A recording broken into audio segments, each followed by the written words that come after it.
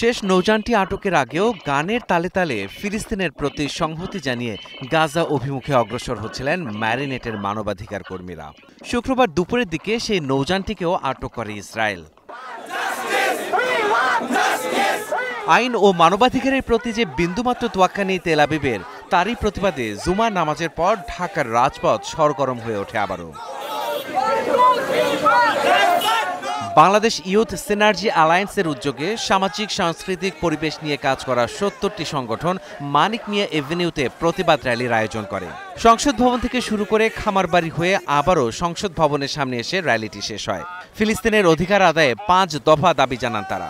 Global সমুদ্র ফ্লোটিলার সুরক্ষা নিশ্চিত করতে হবে, আটককৃত সকল স্বেচ্ছাসেবক এবং মানবাধিকার কর্মী এবং অবরোধ ভাঙার জন্য প্রয়োজনীয় পদক্ষেপ বিশ্ব নেতাদের গ্রহণ করতে হবে।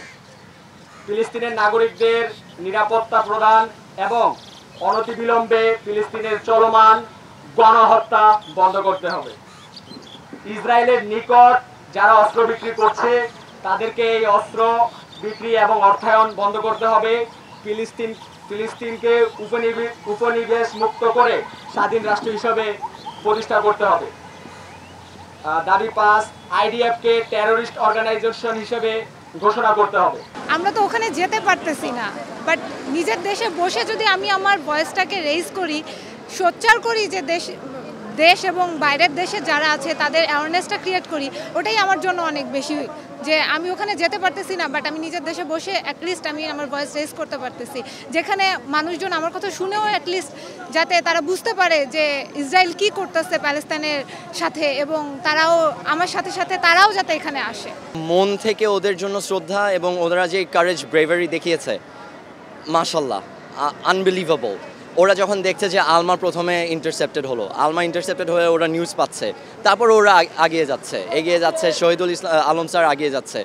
তো all the best for them, আমাদের দোয়া রবে ওদের জন্য যেন ওরা সেফলি ফেরত আসতে পারেন। গাজার উদ্দেশ্যে নৌবহর গ্লোবাল সমুদ্র ফ্লোটিলার ত্রাণবহর আটকে দেয়া এবং মানবাধিকার কর্মীদের আটকের প্রতিবাদে বিক্ষোভ মিছিল ও সমাবেশ করে ঢাকা মহানগর উত্তর ও দক্ষিণ জামায়াত। ত্রাণবাহী জাহাজের বন্দীদের মুক্তি দেয়া না হলে লং মার্চ ঘোষণার হুঁশিয়ারি দেন তারা। ফিলিস্তিনের গাজা উপত্যকায় এই পর্যন্ত ২০২৩ সালের অক্টোবর থেকে ৭০,০০০ নারী এবং শিশু নিহত হয়েছে। অনেকে অবরুদ্ধ হয়ে আছে, তারা খাদ্য পাচ্ছে না। বাচ্চাদের ছবি দেখে আমাদের কান্না আসে। সেই বাচ্চাদের জন্য, শিশুদের জন্য, নারীদের জন্য খাদ্য নিয়ে একটি বিশ্বের বিভিন্ন জায়গা থেকে প্রায় ৪৪টি দেশের ৫০০ মানবাধিকার কর্মী রওনা দিয়েছে। সেখানে ইসরায়েলি হায়নারা সেই সমুদ্রের নিয়ম লঙ্ঘন করে ত্রাণবাহী জাহাজকে আটক করেছে, অনেক মানবাধিকার কর্মীকে আটক করেছে। এটার আমরা তীব্র নিন্দা জ্ঞাপন করছি।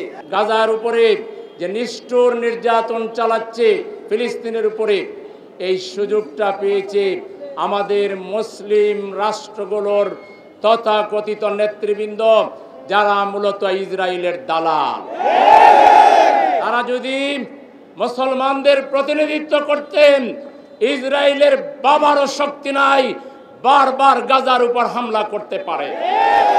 আমি চ্যালেঞ্জ ছুড়ে দিয়ে বলছি, মুসলিম নেতাদের যদি বিন্দুমাত্র আত্মমর্যাদাবোধ থাকে, আল্লাহর দরবারে দাঁড়াবার সেই ভয় যদি থাকে, আপনারা ওআইসির পক্ষ থেকে সকল মুসলিম রাষ্ট্র ঐক্যবদ্ধ হয়ে জিহাদ ঘোষণা করুন। এক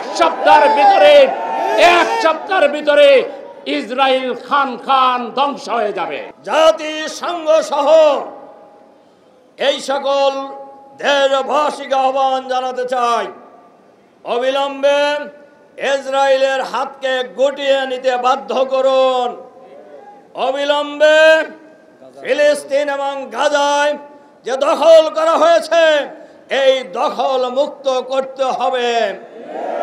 ৫০০রও অধিক এই ত্রাণবাহী জাহাজের কর্মীদেরকে অবিলম্বে মুক্তি দিতে হবে। ইসরায়েল যে গণহত্যা চালাচ্ছে তার অধিকাংশই নারী ও শিশু উল্লেখ করে প্রতিবাদকারীরা বাংলাদেশ থেকে যাওয়া আলোকচিত্রী শহীদুল আলম, ফারিহা ইসলাম সহ গ্লোবাল সমুদ্র ফ্লোটিলার সব সদস্যদের নিরাপত্তা নিশ্চিতে বিশ্ববাসীর প্রতি আহ্বান জানান।